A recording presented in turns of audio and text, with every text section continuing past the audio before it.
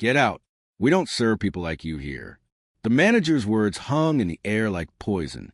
Amara Lawson stood frozen at the entrance of the Sterling Crest. Her confirmed reservation pulled up on her phone screen. Around her, white diners whispered and stared. Some looked embarrassed. Others looked satisfied. She took a slow breath and pulled out her phone. "Are you absolutely sure about that?" she asked quietly. The manager crossed his arms. "Completely sure. Now leave before I call security." Amara's fingers moved across her screen. "One call. That's all it would take." "Okay," she said. "Have it your way." What happened next would destroy everything they knew. Let me tell you about Amara Lawson. She's not just successful. She's legendary. At 38 years old, Amara built NextGen AI from her garage into a billion-dollar empire. Her company powers everything from hospital systems to banking software. Forbes called her the quiet storm of Silicon Valley. She doesn't do interviews. She doesn't chase fame. She just builds, invests, and changes lives. But here's what most people don't know. Amara owns pieces of dozens of companies. Hotels, restaurants, real estate. She does it silently through holding companies and investment groups. And once a year, she goes undercover. She visits these businesses as a regular customer to see how they really operate. Today was one of those days. She drove her normal Honda instead of her Tesla. She wore a simple black dress instead of designer labels. She wanted to see the truth. She wanted to see how the Sterling Crest treated ordinary people, especially black people. The Sterling Crest had a reputation, a bad one. Online reviews whispered about discrimination. Black customers talked about being turned away, about reservations mysteriously disappearing, about being told the restaurant was full, while white walk-ins got seated immediately. Amara's investment firm owned 40% of Prestige Hospitality Group, the parent company of the Sterling Crest. She'd been hearing complaints for months, so she booked a reservation under a simple name, Lawson, Party of One. She was about to find out if the rumors were true. Spoiler alert, they were worse than she imagined. Amara pulled into the parking lot at exactly 7 p.m. The Sterling Crest sat on a hill like a crown, all stone and glass and old money. Valet attendants rushed to help guests. Luxury cars lined the entrance. She stepped out of her Honda. The valet looked at her car, then at her, then back at her car. He didn't move. "Good evening," Amara said. "I have a reservation." The valet finally walked over, slowly. "We'll park around back," he said, like her car might contaminate the luxury vehicles. Red flag number 1. Amara walked through the massive front doors. Crystal chandeliers, marble floors, classical music floating through the air. The hostess stand sat directly ahead, staffed by a young blonde woman in a crisp uniform. Amara approached with a smile. "Hi, I have a 7 p.m. reservation." "Lawson." The hostess didn't look up. She kept typing on her computer, her fingers clicking loudly on the keyboard. Amara waited and waited. A white couple walked in behind her. The hostess immediately looked up, all smiles. "Welcome to the Sterling Crest. Do you have a reservation?" "We don't, actually," the man said.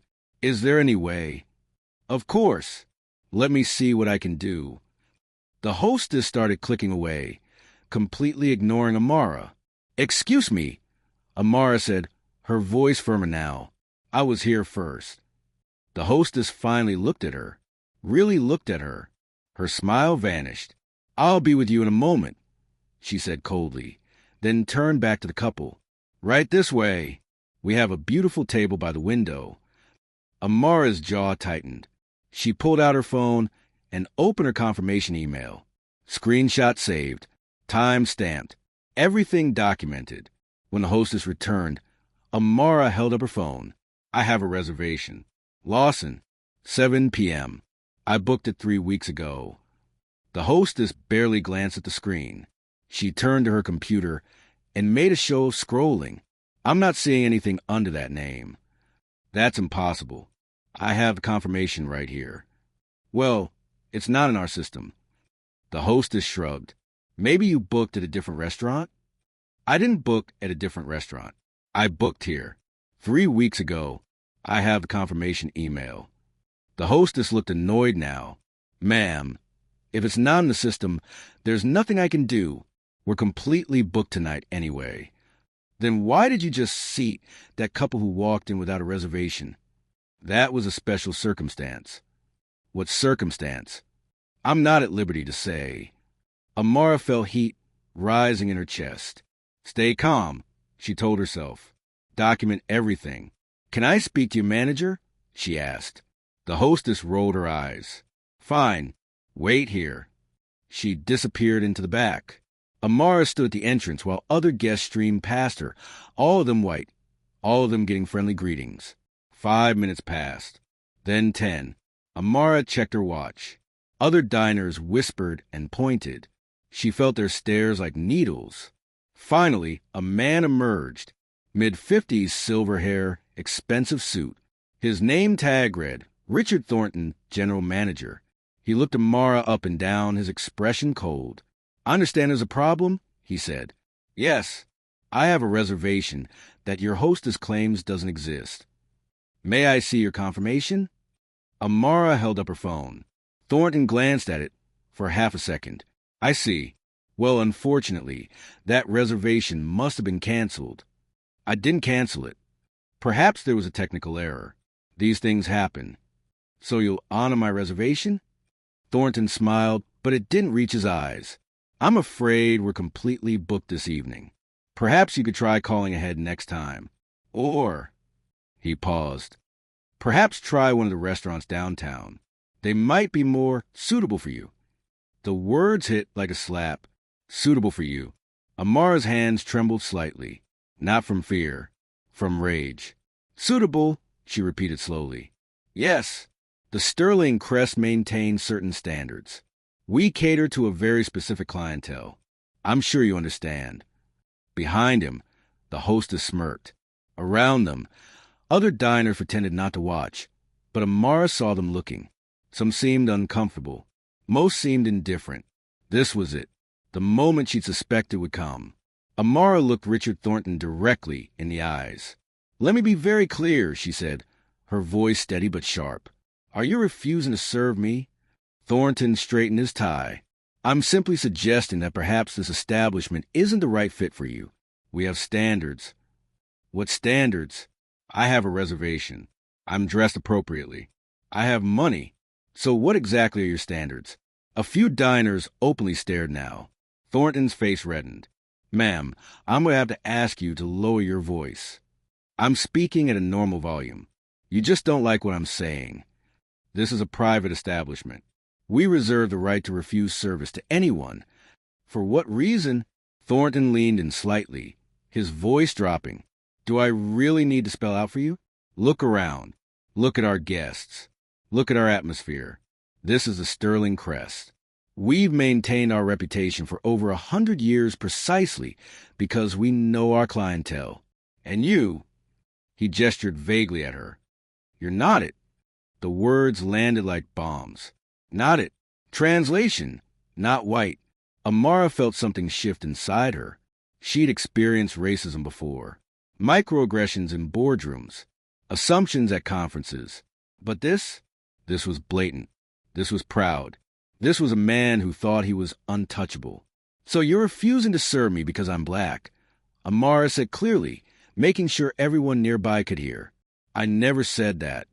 You didn't have to. Thornton's jaw clenched. I'm going to call security now. Go ahead. But before you do, let me ask you one more time. Are you absolutely certain you want to refuse me service? 100% certain. Now leave or I'll have you removed. The hostess snickered. A waiter nearby tried to hide a smile. They thought this was funny. They thought she was just another problem to remove. Amara pulled out her phone. What are you doing? Thornton demanded. Making a call. She held up one finger. Just give me 1 minute. She dialed. It rang twice. Marcus, she said when her executive assistant answered. It's me. I need you to activate Investor Authority. The Sterling Crest. Right now. Thornton frowned. Who are you calling? Amara ignored him. Yes, I'm serious. Immediate action. Full authority. Get the board on the line. I'll explain everything, but I need corporate here within the hour. She hung up. Thornton looked confused now. What was that about? You'll see. Amara smiled for the first time since arriving. You'll see very soon. I don't know what kind of game you're playing, but you need to leave. Now. I'm not going anywhere. In fact, why do we wait right here? It won't take long. Thornton grabbed a security guard. Escort her out. The guard, a large man in a dark suit, approached Amara. Ma'am, I'm going to have to ask you to leave the premises. Touch me, and this gets much worse for everyone, Amara said calmly. I suggest you wait about 30 minutes. Trust me. Something in her voice made the guard pause. He looked at Thornton. Just wait, Amara said again. 30 minutes. That's all I'm asking. 23 minutes later, 3 black SUVs pulled up to the Sterling Crest. Men and women in expensive suits rushed through the front doors. Amara recognized them immediately. Sarah Chun, Chief Operating Officer of Prestige Hospitality Group. David Okafor, Head of Legal. Jennifer Mills, VP of Operations. Behind them, more executives filed in. Thornton's face went pale. What's going on? He stammered. Sarah Chun walked straight to Amara. Ms. Lawson, I am so sorry. We came as fast as we could. Ms. Lawson. The words echoed through the entrance. Diners stopped eating. Staff stopped moving. Everyone stared. Thornton's mouth opened and closed like a fish. Ms. Lawson, he whispered. Amara turned to him slowly. Richard Thornton, let me properly introduce myself. I'm Amara Lawson, majority stakeholder of Prestige Hospitality Group, your parent company, which means I own this restaurant. And you just refuse to serve your own boss. The blood drained from Thornton's face. I had no idea. Of course you didn't. That was the point. I conduct anonymous audits every year to see how our establishments really treat customers. And you, Mr. Thornton, just failed spectacularly. Sarah Chun stepped forward, her expression furious. What happened here? Amara recounted everything. The valet, the hostess ignoring her, the missing reservation, Thornton's comments about her not being suitable, his refusal to serve her, the threat of security. With each sentence, the executives looked more horrified. David Okafor, the lawyer, was already taking notes. This is a clear violation of civil rights laws. Discrimination, hostile treatment, if this goes public. It's already public, Amara said. I recorded everything on my phone, every conversation, every refusal, every insult. Thornton swayed like he might faint. Ms. Lawson, please, I didn't know who you were. That's exactly the problem.